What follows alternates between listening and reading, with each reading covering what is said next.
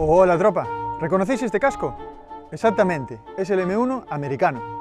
Fue fabricado desde el año 1941 hasta finales de los 80, pero no todos son válidos para la recreación de la Segunda Guerra Mundial. Hoy os enseñaremos cómo convertir cualquier casco M1 en válido para la recreación de la Segunda Guerra Mundial. Pero antes de nada, necesito un casco. Hola Jesús, hola Guripas. Como muchos de vosotros, la primera pieza de mi colección fue también un casco M1. En concreto, este modelo fue usado creo que por la Marina Española. De hecho, cuando me lo dieron, yo tenía unos 13 años, venía pintado de blanco.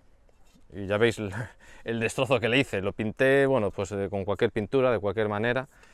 Así que espero que ahora, con el buen saber de Jesús, pueda algún día usar este casco en el mundo de la recreación. Madre mía, Óscar, sí que me has dado trabajo, ¿eh? Vamos allá. Lo que necesitamos para modificar este casco M1 sería, por una parte, la pintura.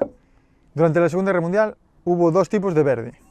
Uno, el llamado Indian Green de principios de guerra, y luego se introduciría otro verde más oscuro, llamado RAL 6014.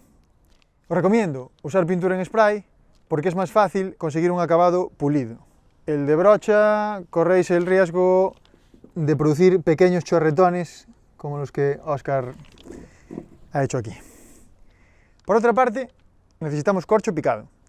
Lo podéis comprar en tiendas especializadas o fabricarlo vosotros mismos con un rallador y corchos de botella, por ejemplo, se puede conseguir. ¡Vamos allá! Comenzamos dando una leve capa de pintura que usaremos para ir pegando el corcho sobre la olla. Aprovecháis la primera capa de pintura, que aún está fresca, para que se adhiera fácilmente el corcho. Tenemos que ir a trozos para que no se seque la pintura. Como veis, con esta primera capa es muy fácil conseguir que el corcho se adhiera a la olla. Si alguna vez os habéis preguntado para qué se usó el corcho sobre el casco y para qué sirve la rugosidad, pues era básicamente para evitar reflejos en el casco y dilatar la posición del soldado. No hace falta que peguéis el corcho de manera uniforme, ya que esto eran trabajos manuales, así que no hace falta que seáis perfeccionistas con esto.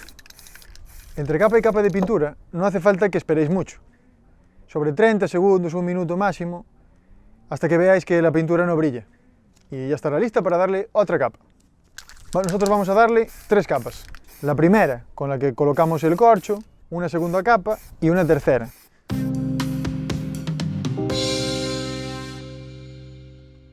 Ya ha secado la tercera capa de pintura. Así que, por último, y como podéis ver, el último detalle que le he hecho al casco ha sido lijarle el reborde. Con esto conseguimos un aspecto usado, que queda muy resultón en recreación.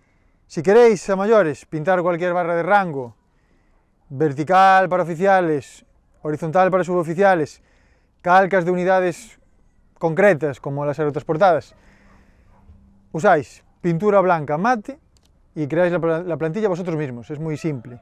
Con un pincel y dicha pintura es un trabajo fácil. Bueno, Óscar, espero que te haya gustado el resultado y a vosotros que os haya gustado este tutorial.